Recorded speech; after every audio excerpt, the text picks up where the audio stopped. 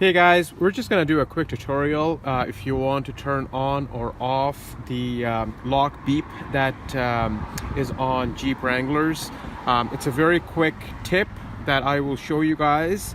So let me show you first that it is on right now. So when you lock the car and unlock the car, it beeps. So I'm just going to show you how to disable that and then enable that entire process. Alright guys, so the first step is to hold the lock down for a few seconds. Okay, and then press the panic button and release both of them at the same time. There we go. Now, there we go.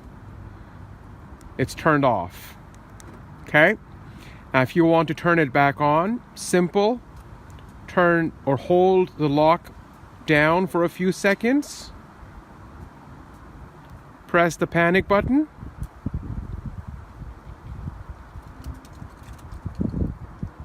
And release.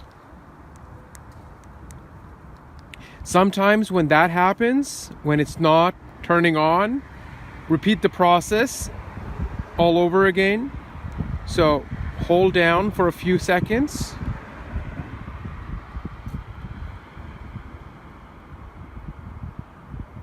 Panic.